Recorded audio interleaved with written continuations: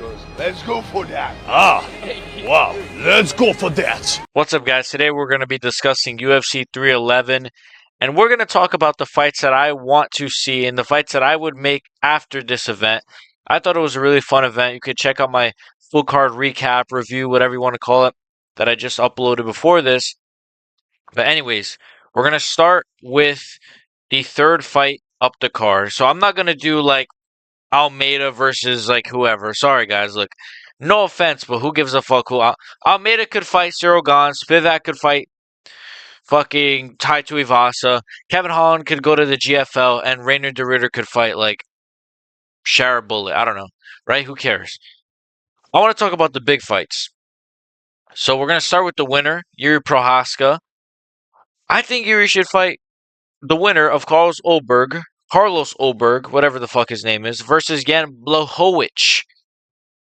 I know Yuri wants a title shot. I know he wants that third fight with Alex. I know that low-key, this fight with Jamal could have been looked at as a bit of a title eliminator. But no, I think he should fight the winner of Blachowicz Oberg. He's never faced Jan Blachowicz, and he's also never faced Carlos Oberg. So those are really fresh matchups for him. I think he beats both of those guys, to be honest with you. I think he's just the most dangerous guy other than Alex Pereira.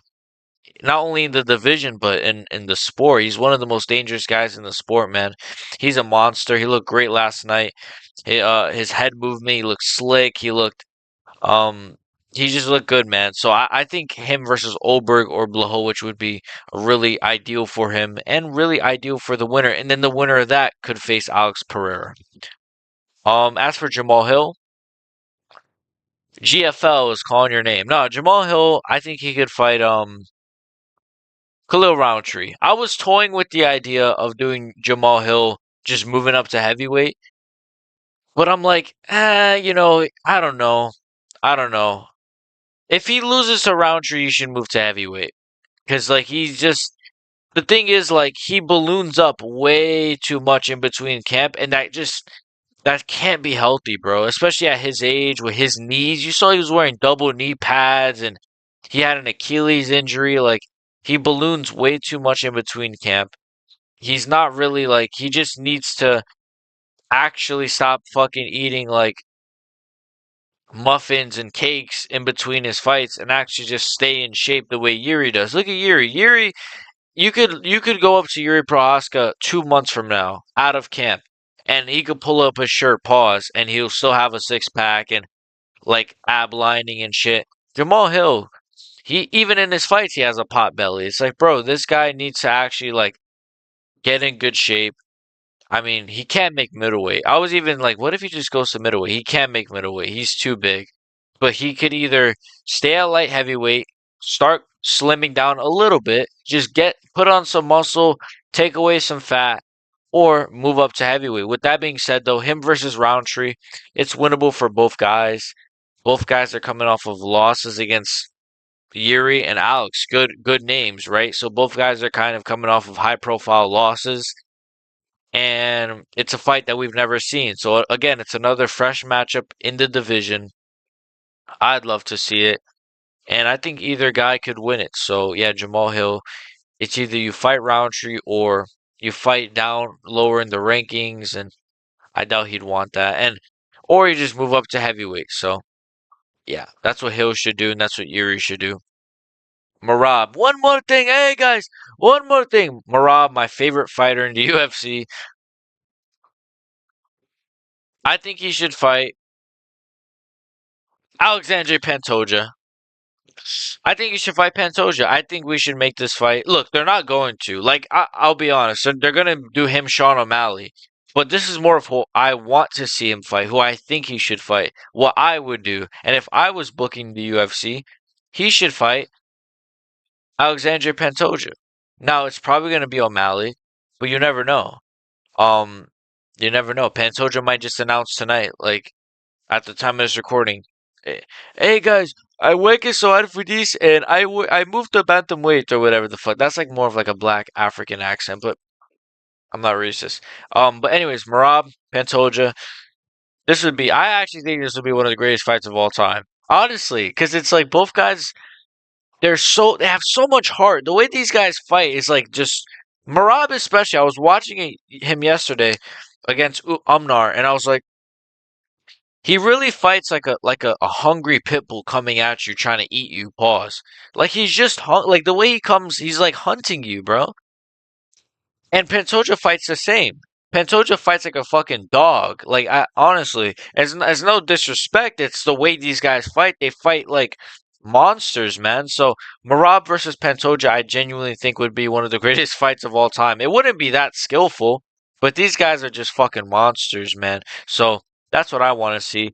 I'd love it. I think Pantoja could win that. I think obviously Marab could win it. I probably would pick Marab, but if anyone could win, it's Pantoja. If anyone can beat this guy, it's either Pantoja, maybe Sean O'Malley.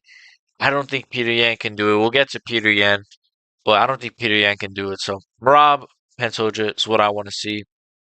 And I said we'll get to Peter Yan because Umnar, Nurmagomedov, oh, my hand was a balloon. And shut the fuck up, you fucking pussy. You lost. You got fraud checked. I want you to fight Peter Yan. Honestly, look, I'd rather see Peter Yan. I don't know if I'd rather see Peter Yan fight O'Malley, but I think that could also be a possibility for Peter Yan. But him and Umar, man. Him and Umar, I think would be really good. Look, I'm not gonna say Umar should fight fucking what's his name, Mario Batista or Jonathan Martinez or Marcus McGee. I'm not gonna put him down that low in the rankings, but let's be honest. It's kind of crazy that this guy literally had no ranked wins. Gets given Corey Sandhagen, right? Which you know what's so funny, and we'll get to Makachev because this is like so funny to me. Like he was supposed to fight Corey Sandhagen. Corey put out with an injury. They waited until Corey was healed to then rebook the fight. With Islam supposed to fight Arman. Arman is injured. Now they're like, oh, Arman's not getting a title shot. Oh, what's the question? Yeah, the kid's not getting a title shot. From breaking his goddamn back. But Umar breaks his pinky toe and he still gets a ranked opponent after he comes. This is what I hate about Dana White and why I can't wait for him to be gone. Not like dead, but I mean like for him to step down. Jesus, it's like he does these things based off of emotion. He's probably just so salty that, and I get it why he'd be salty that Arman pulled out because it's a nightmare scenario. It's a disaster. But bro, it's like why are you punishing Arman Sarukian for getting injured? He's the number one ranked contender in that division. What are you gonna do? We'll get to that. We'll get to who I think Islam's gonna face. As for Umar, him versus Peter Yan, it's a really sick fight. Stylistically, I think both guys could win. I'd pick Peter Yan, and I'm the biggest Peter Yan fan on this fucking platform. I would pick Peter Yan to win. I think he'd school Umar the same way Marab would. Like Umar wouldn't be able to outgrapple Peter Yan the way Marab did, because the thing is, Peter Yan, like, he got up from Marab's takedowns, but it's just that Marab keeps shooting and he keeps shooting. Umar, he clearly gasses out. So he's not gonna keep shooting, and I think Peter Yan has a good 5 round gas tank. We saw that in the Figueiredo fight. We saw it in the Corey Sandhagen fight, which I believe was 5 rounds. Like he has 5 rounds. So does Umar. Well, I mean, if Umar does, I guess, but like when you're facing Marab, I guess he just loses all his cardio. But him versus Peter Yan would be super high level. I'd pick Peter Yan to be on Peter Yan. I can't say his name. Peter Yan. I'd pick Yan. Let's just say Yan. I'd pick Yan to win. And Umar, he's crying on Twitter right now, talking about his hand is injured. He's showing videos of his hand looking like a balloon. Like he's just trying to cope so badly. Like who gives a fuck, Umar? You're not getting a rematch. I saw John Anik, that fucking dork John Anik on Twitter was like, let's do a rematch. Or he just tweeted like rematch. He wants Umar to get a rematch. I'm like, bro, stick to doing fucking shitty robotic commentary and stop speaking on the sport. Like outside of commentary, please, bro. Just stick to being the play by play. Because, bro, you have no idea what you're talking about. You want Umar Nurmagomedov, a guy that literally got gifted this title shot. Because, really, Peter Yan, coming off of 2 ranked wins, is more deserving. Sean O'Malley could have got a rematch, or whatever the case may be. There's more deserving people. I mean, it's really only those two, but still. Or it was Corey Sandhagen. But the UFC desperately, desperately, desperately rebooked Umar Corey Sandhagen because they really, really wanted Umar to get a title shot. Haha, UFC, your fucking plan failed because Umar didn't get a title win, and now you only have one guy in that Nurmagomedov family that's champion. They desperately wanted him, and they wanted that picture of Makachev and Nurmagomedov, the two cousins, standing with the fuck you, fuck the UFC, man. It's so stupid. Like that's why he lost. He's not getting a rematch. He should fight Peter Yan. Peter Yan will eat him the fuck alive. Pause. Fucking little blockheaded fuck. Fucking Islam Makhachev versus Moicano took place, and yeah, Makhachev won. I want to see Makhachev versus Charles Oliveira. If the UFC are gonna cry so bad and say, oh, Arman's not getting a shot, and he's probably injured. To be fair, like, look, depending on the severity of his back injury as well, this does kind of play a factor. Because if he's really badly injured in his back, you should just give it to Charles. But at the same time, could they just do Arman Charles? Yes, they're not gonna do that. So just do Islam Makhachev, Charles Oliveira. It's such a lightweight is so like just annoying because you have this issue where, unfortunately, and it's not Makhachev's fault, his title reign is kind of fraudulent. Like, he knocked out Volkanovski, but it was on short notice. He beat Moicano on short notice. He beat Dustin Poirier, but he's like past his prime. Even coming up, like I think the Bobby Green fight was on short notice. I think the Dan Hooker fight was on short notice as well. I think so. I'm pretty sure it was. So it's like he unfortunately his opponents are always pulling out or he's always having to get rematches. Like the Arman fight would have been a rematch. Oliveira fight would be a rematch. The Volk fight was a rematch. So, but nonetheless, I think I understand people not wanting Charles to get a rematch because it's like he's only on a one fight winning streak. But come on, bro, like that's out of context. Like he had a split decision with Arman Sarukian, which I thought Charles won, but I haven't really watched the fight back in a long time. But at the time of watching it, I thought Charles won.